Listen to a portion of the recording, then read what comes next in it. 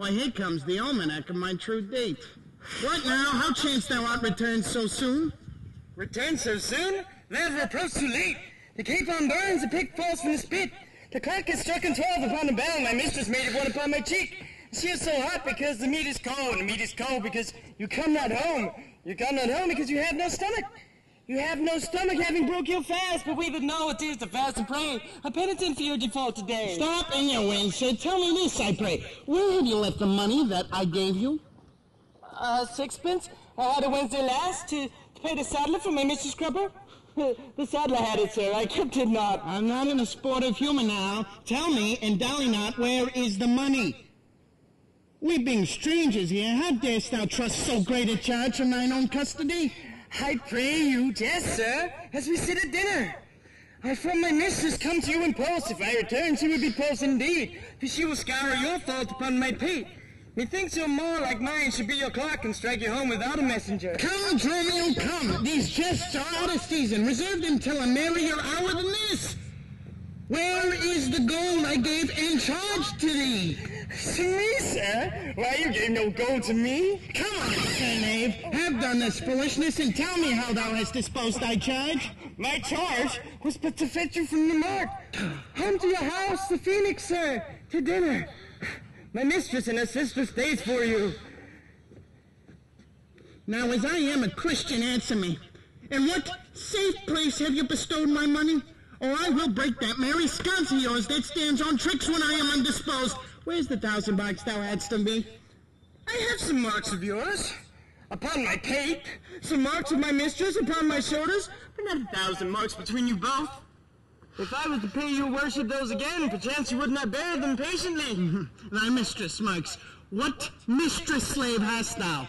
Your worship's wife, my mistress, at the Phoenix. See that the fast you come home to dinner, and praise that you hie you home to dinner. What? What thou frowning thus unto my face being forbid? Take it over, knave. What means you, sir? For God's sake, hold your hands. Nay, you will not, sir. I'll take my heels. Upon my life, by some device or other, the villain is overawed of all my money. They say this town is full of cozenage, as nimble jugglers that deceive the eye, dark-working sorcerers that change the mind, soul-killing witches that deform the body, disguised cheaters, prating mountebanks, and many such like liberties of sin. If it proves so, I will be gone the sooner. Out of the sin to seek the slave, I greatly fear my money's not safe.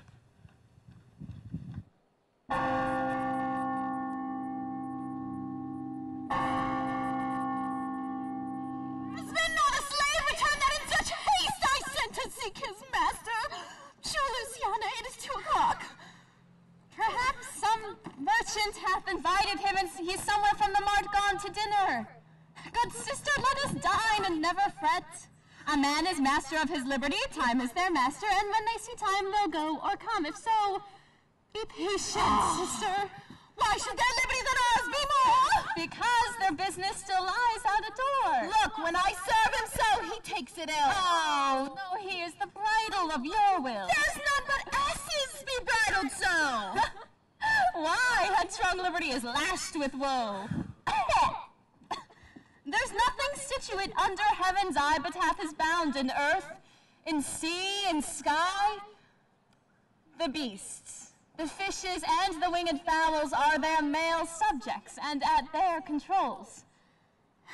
Man, more divine, the master of all of these, Lord of the wide world and wild watery seas, endued with an intellectual sense, and souls of more preeminence than fish and fowls, are masters to their females and their lords. Then let your will attend on their accords. This servitude makes you to keep unwed. Not this, but troubles of the marriage bed. But were you wedded, you would bear some sway. Ere I learn love, I'll practice to obey. How if your husband starts some otherwhere? Till he come home again, I would forbear. Patience unmoved! No marvel though she pause. They can be meek that have no other cause. A wretched soul, bruised with adversity, we bid, be quiet when we hear it cry. But were we burdened with like weight of pain, we should ourselves as much or more complain. Oh, but thou that hast no unkind mate to grieve thee, with urging helpless patience would relieve me. But if thou live to see this like right bereft, as full begged patience, in thee will be left. Oh, well, I will marry one day. But to try. Here comes your man, now is your husband nigh. Say, is your tardy master now at hand? Nay, he is at 2 hands with me, and that my 2 ears can witness. Say, didst thou speak with him, knowest thou his mind? Aye, he told his mind upon mine ear, beshrew his hand, I scarce could understand it. Spake he so doubtfully thou couldst not feel his meaning? Nay, he struck so plainly I could too well feel his blows, and withal so doubtfully I could scarce understand them. But say, I prithee, is your master coming home? It seems he hath great care to please his wife. Mistress? Sure, my master is horn mad. Horn mad, thou fool! I mean not cuckold mad, but sure he is stark mad. When I desired him to come home to dinner, he asked me for 1,000 marks in gold. But 'tis dinner time, quoth I. My gold, quoth he. Your meat doth burn, quoth I. My gold, quoth he. Will you come, quoth I? My gold, quoth he. Where is 1,000 marks I gave thee, villain? The pig, quoth I, is burned. My gold, quoth he. My mistress, sir, quoth I. Hang up thy mistress. I know not thy mistress. Out! Quoth my master. I know, quoth he. No house, no wife, no mistress. So that my errand do unto my tongue, I thank him, I bear home upon my shoulders. For in conclusion he did beat me there. Go back again, thou slave, and fetch thy master home. Go back again and be new beaten home? For God's sake, send some other messenger. Back, slave, or I'll break thy pate to cross. Bless that cross with other beatings. Between you I shall have a holy hand. Hence with the kill! Fetch thy master home! Am I so wrong with you as you with me that like a football you do spurn us? He will spurn me hence and he will spurn me hither. For last in this service you must kiss me in leather. Sigh, how patience lureth in your face. His company must do his minions grace, whilst I at home starve for a merry look. At homely age the alluring beauty took from my poor cheek. Oh, then he hath wasted it. Are my discourses dull?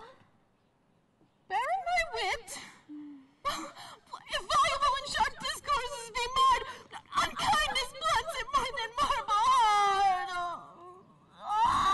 To their gay vestments his affections bake, that is not my fault. He's master of my state. What ruins are in me that can be found by him not ruined? Then is he the ground of my defeatures?